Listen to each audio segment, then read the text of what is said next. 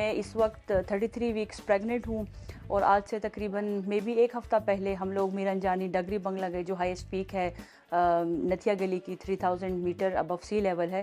14 kilometres ہم نے track کیا ون سائیڈڈ اور اس پریگننسی کے ساتھ کیا. الحمدللہ کچھ بھی نہیں ہوا, اللہ کا شکر ہے.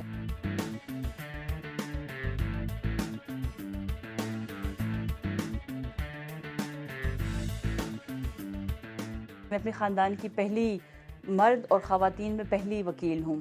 آپ یقین کریں جتنا سنجیدہ وکالت کا پیشہ ہے اس سے کہیں زیادہ سنجیدہ ہمارا ماؤنٹینز کا ہے, کیونکہ ماؤنٹینز میں آپ کی ایک قدم آپ نے غلط رکھا اور آپ گئے.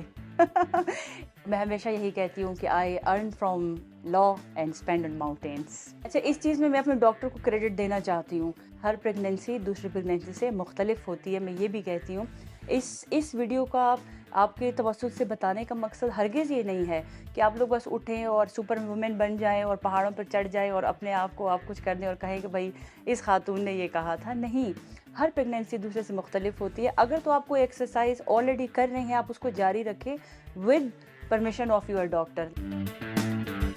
میں نے اپنے ڈاکٹر سے پوچھا کہ کیا میں یہ ایکٹیویٹیز جاری رکھ سکتی ہوں. انہوں نے مجھے بتایا کہ بالکل جو ایکٹیویٹیز آپ اپنی پریگننسی سے پہلے رکھ رہی تھی, چاہے وہ جم تھا, سوئمنگ تھی, سپورٹس تھا, ہائکنگ تھی, ٹریکنگ تھی, ڈیورنگ پریگننسی بھی آپ وہ رکھ سکتی ہیں.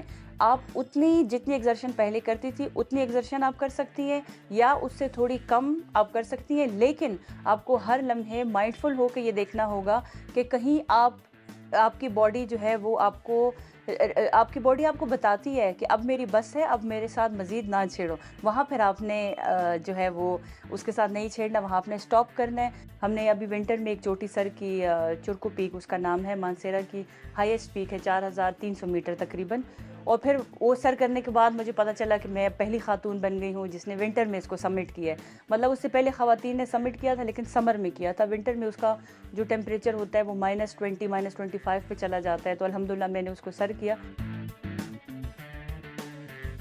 اچھا, ایک چھوٹا سا یہ بھی شیئر کروں, کانسیپٹ ہے پاکستان میں, اسپیشلی ہمارے پٹھانوں میں یہ ہے کہ تو ہماری طرف جب ہم پریگننٹ ہو جاتے ہیں تو لوگ کہتے ہیں کہ یہ بیمار اشوا, یعنی کہ بیمار ہو گئی ہے. تو میں مطلب اس چیز کو بڑا وہ لیتی ہوں کہ کیسے یہ بیماری نہیں ہے, یہ تو بلیسنگ ہے, اللہ تعالیٰ کی رحمت ہے کہ اللہ تعالیٰ نے ہمیں توفیق دی کہ ہم ایک پوری انسان کو جنم دیتے ہیں. کچھ پریگننسیز ایسی ہوتی ہیں جس میں ڈاکٹر آپ کو پرسکرائب کر دیتے ہیں کہ آپ کو بالکل بیڈ ریسٹ چاہیے. اس میں بالکل یہ نہیں کہہ رہی کہ آپ اٹھیں اور آپ ڈاکٹر کی نہ سنیں, بالکل بھی نہیں. میرا جو مقصد ہے, میرا جو پیغام ہے وہ یہ ہے کہ آپ پریگننسی میں بھی وداؤٹ پریگننسی بھی اپنی باڈی کی کیپیسٹی دیکھتے ہوئے ایکٹیو رہیں بس. الحمدللہ میرے ہسبینڈ جو ہے وہ بہت انڈرسٹینڈنگ ہے, تو مجھے ادھر ادھر کہیں جانے کی ضرورت ہی نہیں ہے. میں انہی سے پوچھتی ہوں, انہی سے مشورہ لیتی ہوں, وہ مجھے بہت سپورٹ کرتے ہیں. میری امی ہے وہ مجھے بہت زیادہ سپورٹ کرتی ہیں. میری جو ساس امی ہے وہ بھی سپورٹ کرتی ہیں, لیکن وہ تھوڑی سی ایسی ہیں کہ مطلب وہ ڈر جاتی ہیں کہ کہیں اس کو کچھ ہو نہ جائے, بچے چھوٹے ہیں. لیکن امی یہ کہ امی میری دبنگ ہے, وہ کہہ دیتی ہیں کہ اچھا ٹھیک ہے, آفریدی ہے نا, وہ کہتی ہیں ٹھیک ہے, ورزہ پہ کرو.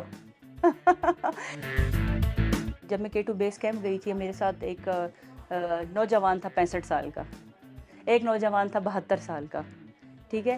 تو پھر آپ کو کس چیز نے روکا ہے؟ نوجوان ہم سمجھتے ہیں کہ صرف 30 35 40 سال تک نوجوان ہے پھر بڈھا ہو گیا. نہیں نہیں نہیں, میں خود ماشاءاللہ 36 سال کی ہوں, دیکھیں کتنی ینگ ہوں. تو آپ اپنے آپ کو زندہ رکھیں, اپنے دل کو زندہ رکھیں اور خود کے لیے جینا شروع کریں. میں یہ پیغام دینا چاہتی ہوں سب سے پہلے, ایک تو یہ کہ پازیٹیو رہیں. آپ اگر پازیٹیو رہیں گے دنیا کی ساری پازیٹیو انرجی آپ کی طرف مائل ہوگی. دوسرا, آپ ہمیشہ چلتے پھرتے رہیں, حرکت میں رہیں.